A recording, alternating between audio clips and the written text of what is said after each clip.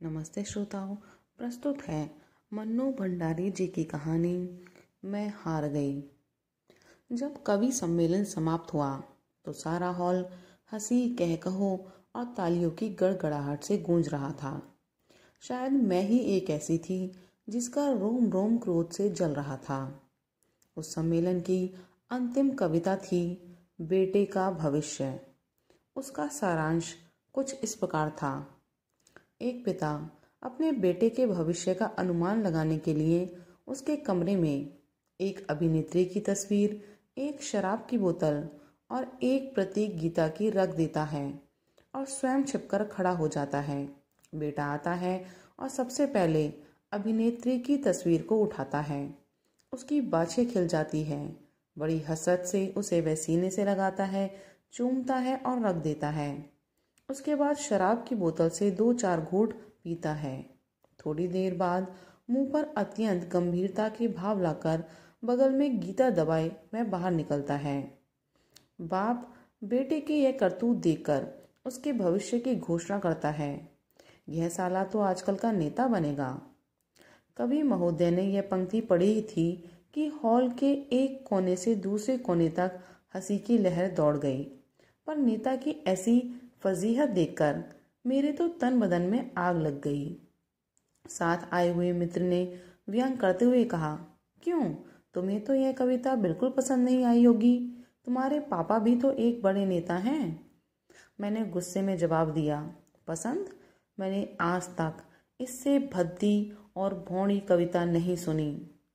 अपने मित्र की व्यंग की तिक्तता को मैं खूब अच्छी तरह पहचानती थी। उनका क्रोध बहुत कुछ चिलम न मिलने वालों के आक्रोश के समान ही था। उनके पिता चुनाव में मेरे पिताजी के प्रतिद्वंदी के रूप में खड़े हुए थे और हार गए थे।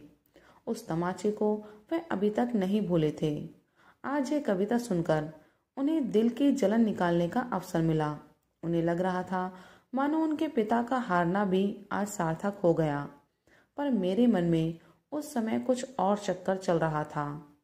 मैं जली भुनी जो गाड़ी में बैठी तो सच मानिए सारे रास्ते यही सोचती रही कि किस प्रकार इन कवि महाशय को करारा सा जवाब दूं।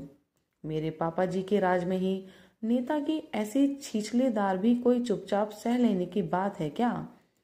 चाहती तो यही थी कि कविता में ही उनको जवाब दूं, पर इस और कभी कदम नहीं उठाया था। सो निश्चय किया कि कविता नहीं तो कहानी ही सही। अपनी कहानी में मैंने एक ऐसे सर्वगुण संपन्न नेता का निर्माण करने की योजना बनाई जिसे पढ़कर कवि महाशय को अपनी हार माननी ही पड़े। भरी सभा में वह जो नहला मार गए थे उस पर मैं दहला नहीं, सीधे इक्का ही फटकारना चाहती थी जिससे बाजी हर हालत में मेरी ही रहे। यही सब सोचते सोचते मैं कमरे में घुसी तो दीवार पर लगी बड़े बड़े नेताओं की तस्वीरों पर नजर गई। सबके प्रतिभाशाली चेहरे मुझे प्रोत्साहन देने लगे। सब नेताओं के व्यक्तिगत गुणों को एक साथ ही मैं अपने नेता में डाल देना चाहती थी जिससे वह किसी भी गुण में कम न रहने पाए। पूरे सप्ताह तक मैं बड़े बड़े नेताओं की जीवनियां पढ़ती रही और अपने नेता का ढांचा बनाती रही। सुना था और पढ़कर भी महसूस किया कि जैसे कमल कीचड़ में उत्पन्न होता है वैसे ही महान आत्माएं गरीबों के घर ही उत्पन्न होती हैं। सोच विचार कर एक शुभ मुहूर्त देखकर मैंने सब गुणों से लैस करके अपने नेता का जन्म गांव के एक गरीब किसान की झोपड़ी में करा दिया। मन की आशाएं और उमंगें जैसी बढ़ती हैं वैसे ही मेरा नेता भी बढ़ने लगा। थोड़ा बड़ा हुआ तो गांव के स्कूल में ही उसकी शिक्षा प्रारंभ हुई। यद्यपि मैं इस प्रबंध से विशेष संतुष्ट नहीं थी, पर स्वयं ही मैंने परिस्थिति बना डाली थी कि इसके सिवाय कोई चारा नहीं था। धीरे धीरे उसने मिडिल पास किया। यहाँ तक आते आते उसने संसार के सभी महान व्यक्तियों की जीवनियां और क्रांतियों के इतिहास पढ़ डाले। देखिए, आप बीच में ही यह मत पूछ बैठिए कि 8वीं का बच्चा इन सबको कैसे समझ सकता है। यह तो एकदम अस्वाभाविक बात है। इस समय मैं आपके किसी भी प्रश्न का जवाब देने की मनस्थिति में नहीं हूँ। आप यह ना भूलें कि यह बालक एक महान भावी नेता है। हाँ, तो यह सब पढ़कर उसके सीने में बड़े बड़े अरमान मचलने लगे, बड़े बड़े सपने साकार होने लगे। बड़ी बड़ी उमंग करवटें लेने लगी। वह जहाँ कहीं भी अत्याचार देखता मुट्ठियां भींच भींच कर संकल्प करता, उसको दूर करने की बड़ी बड़ी योजनाएं बनाता और मुझे उसकी योजना में, उसके संकल्पों में अपनी सफलता हंसती खेलती नजर आती। एक बार जान का खतरा मोल लेकर मैंने जमींदार के कारिंदों से भी उसकी मुठभेड़ करा दी और उसकी विजय पर उससे अधिक हर्ष मुझे हुआ। तभी अचानक एक घटना घट गई। उसके पिता की अचानक मृत्यु हो गई। दवा इलाज के लिए घर में पैसा नहीं था, सो उसके पिता ने तड़प तड़प कर जान दे दी और वह बेचारा कुछ भी ना कर सका। पिता की इस बेबसी की मृत्यु का भारी सदमा उसको लगा। उसकी बूढ़ी माँ ने रोते रोते प्राण तो नहीं पर आंखों की रोशनी गंवा दी। घर में उसकी एक विधवा बुआ, एक छोटी क्षयग्रस्त बहन और थी। सबके भरण पोषण का भार उस पर आ पड़ा। आय का कोई साधन था नहीं। थोड़ी बहुत जमीन जो थी उसे जमींदार ने लगान बकाया निकालकर हथिया लिया। उसके पिता की विनम्रता का लिहाज करके अभी तक वह चुप बैठा था। अब क्यों मानता? उसके क्रांतिकारी बेटे से वह परिचित था, सो अवसर मिलते से बदला ले लिया। अब मेरे भावी नेता के सामने भारी समस्या थी। वह सलाह लेने के लिए मेरे पास आया। मैंने कहा, अब समय आ गया है, तुम घर बार और रोटी की चिंता छोड़कर देश सेवा के कार्य में लग जाओ। तुम्हें देश का नव निर्माण करना है। शोषितों की आवाज को बुलंद करके देश में वर्गहीन समाज की स्थापना करनी है। तुम सब कुछ बड़ी सफलतापूर्वक कर सकोगे, क्योंकि मैंने तुम में सब आवश्यक गुण भर दिए हैं। उसने बहुत ही बुझे स्वर में कहा, यह तो सब ठीक है, पर मेरी अंधी माँ और बीमार बहन का क्या होगा? मुझे देश प्यारा है, पर ये लोग भी कम प्यारे नहीं। मैं झल्ला उठी। तुम नेता होने जा रहे हो या कोई मजाक है? जानती नहीं, नेता लोग कभी अपने परिवार के बारे में नहीं सोचते, वे देश के संपूर्ण राष्ट्र के बारे में सोचते हैं। तुम्हें मेरे आदेश के अनुसार चलना होगा। जानते हो, मैं तुम्हारी सृष्टा हूं, तुम्हारी विधाता। उसने सब कुछ अनसुना करके कहा, यह सब तो ठीक है, पर मैं अपनी अंधी बूढ़ी माँ की दर्द भरी आहों की उपेक्षा किसी भी मूल्य पर नहीं कर सकता। तो मुझे कहीं नौकरी क्यों नहीं दिला देती? गुजारे का साधन हो जाने से मैं बाकी सारा समय सहर्ष देश सेवा में लगा दूंगा। तुम्हारे सपने सच्चे कर दूंगा, पर पहले मेरे पेट का कुछ प्रबंध कर दो। मैंने सोचा, क्यों ना अपने पिताजी के विभाग में इसे कहीं कोई नौकरी दिलवा दूं, पर पिताजी की उदार नीति के कारण कोई जगह खाली भी तो रहने पाए। देखा तो सब जगह भरी हुई थी। कहीं मेरे चचेरे भाई विराजमान थे तो कहीं फुफेरे। मतलब यह है कि मैं उसके लिए कोई प्रबंध ना कर सकी। उसका मुंह तो चीर दिया, पर उसे भरने का प्रबंध ना कर सकी। हार कर उसने मजदूरी करना शुरू कर दिया। जमींदार की नई हवेली बन रही थी, मैं उसी में ईंटें ढोने का काम करने लगा। जैसे जैसे वह सिर पर ईंट उठाता, उसके अरमान नीचे को धसकते जाते। मैंने लाख उसे यह काम ना करने के लिए कहा, पर वह अपनी माँ बहन की आड़ लेकर मुझे निरुत्तर कर देता। मुझे उस पर कम क्रोध नहीं था, फिर भी मुझे भरोसा था, क्योंकि बड़ी बड़ी प्रतिभा और गुणों को मैंने उसकी घुट्टी में पिला दिया था। हर परिस्थिति में वे अपना रंग दिखलाएंगे, यह सोचकर ही मैंने उसे उसके भाग्य पर छोड़ दिया और तटस्थ दर्शक की भांति उसकी प्रत्येक गतिविधि का निरीक्षण करने लगी। उसकी बीमार बहन की हालत बेहद खराब हो गई। वह उसे बहुत प्यार करता था। उसने एक दिन काम से छुट्टी ली और शहर गया, उसके इलाज के प्रबंध की तलाश में। घूम फिरकर एक बात उसकी समझ में आई कि काफी रुपया हो तो उसकी बहन बच सकती है। रास्ते भर उसकी रुग्ण बहन के करुण चीत्कार उसके हृदय को बेधते रहे। बार बार जैसे उसकी बहन चिल्ला चिल्ला कर कह रही थी, भैया मुझे बचा लो, कहीं से भी रुपए का प्रबंध करके मुझे बचा लो, भैया मैं मरना नहीं चाहती। और उसके सामने उसके बाप की मृत्यु का दृश्य घूम गया। गुस्से से उसकी नसें तन गई। वह गांव आया और वहां के जितने भी संपन्न लोग थे सबसे कर्ज मांगा, मिन्नतें की, हाथ जोड़े, पर निराशा के अतिरिक्त उसे कुछ नहीं मिला। इस नाकामयाबी पर उसका विद्रोही मन जैसे भड़क उठा। वह दिन भर बिना बताए जाने क्या क्या संकल्प करता रहा और आधी रात के करीब दिन में ही निहायत ही नापाक इरादा लेकर उठा। मैं कांप गई। वह चोरी करने जा रहा था। मेरे बनाए नेता का ऐसा पतन, वह चोरी करे? छी छी। और इसके पहले की चोरी जैसा जघन्य कार्य करके वह अपनी नैतिकता का हनन करता, मैंने उसका ही खात्मा कर दिया। अपनी लिखी हुई कहानी के पन्नों के टुकड़े टुकड़े कर दिए। उसकी तबाही के साथ एक महान नेता के निर्माण करने का मेरा हौसला भी मुझे तबाह होता नजर आया। लेकिन इतनी आसानी से मैं हिम्मत हारने वाली ना थी। बड़े धैर्य के साथ मैं अपनी कहानी का विश्लेषण करने बैठी कि आखिर क्यों सब गुणों से लैस होकर भी मेरा नेता नेता ना बनकर चोर बन गया। और खोजबीन करते करते मैं अपनी असफलता की जड़ तक पहुंच ही गई। गरीबी। गरीबी के कारण ही उसके सारे गुण दुर्गुण बन गए और मेरी मनोकामना अधूरी ही रह गई। जब सही कारण सूझ गया तो उसका निराकरण क्या कठिन था। एक बार फिर मैंने कलम पकड़ी और नेता बदले हुए रूप और बदली हुई परिस्थितियों में फिर एक बार इस संसार में आ गया।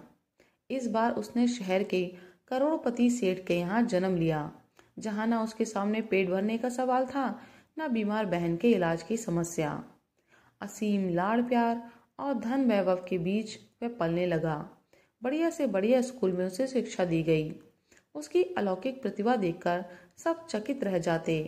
वह अत्याचार होते देखकर तिलमिला जाता, जोशीले भाषण देता। गांव में जाकर वह बच्चों को पढ़ाता।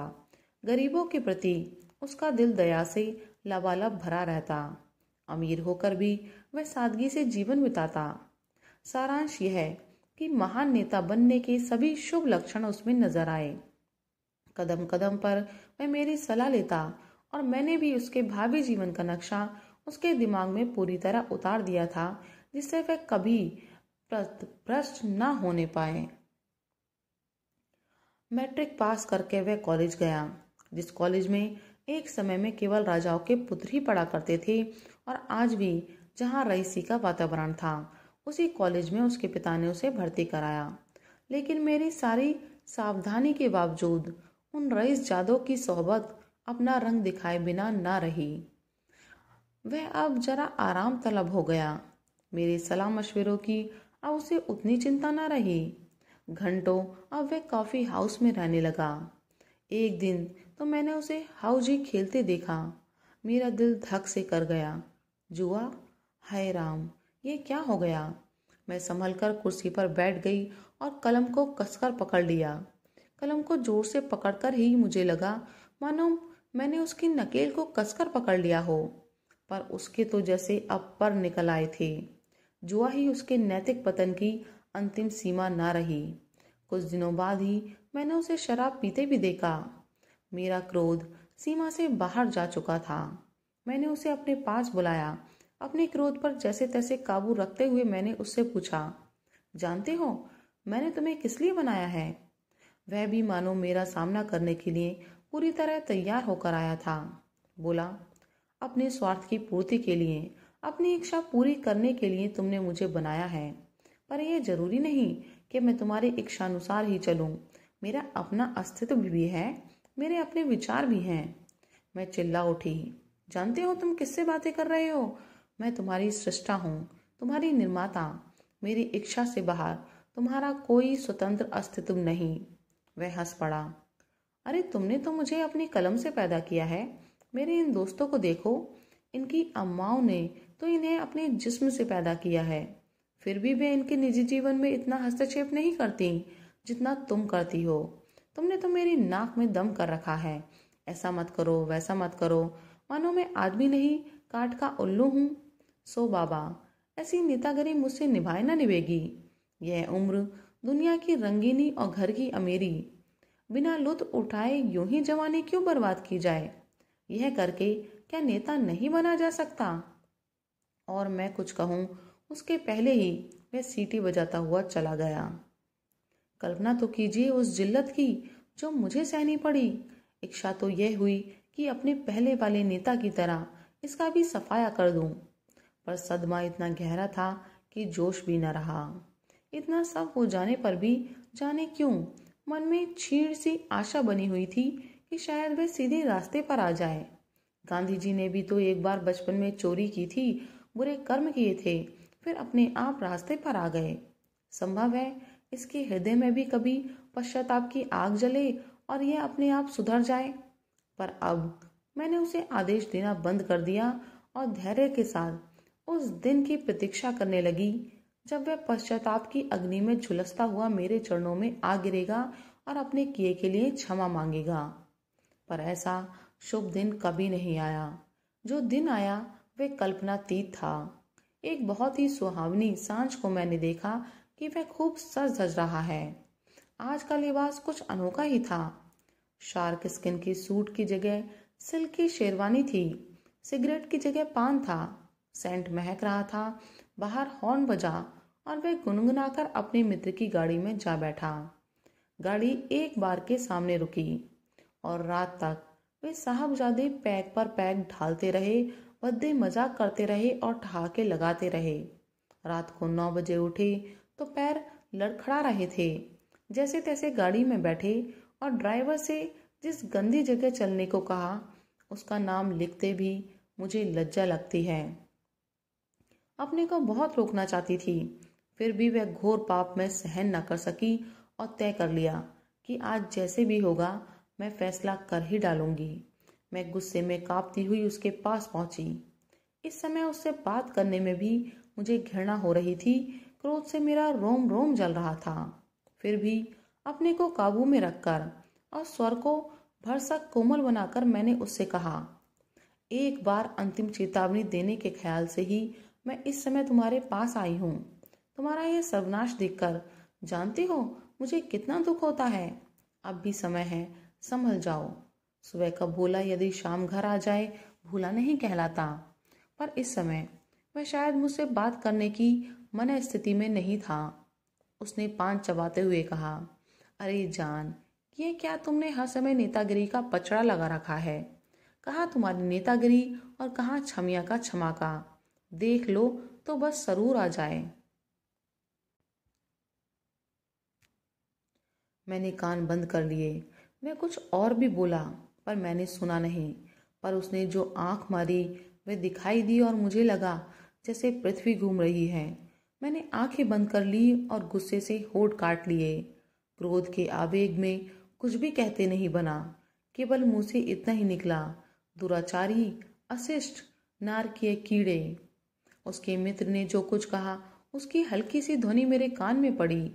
वह जाते जाते कह रहा था, अरे ऐसी घोर हिंदी में फटकारोगी तो वह समझेगा भी नहीं, जरा सरल भाषा बोलो।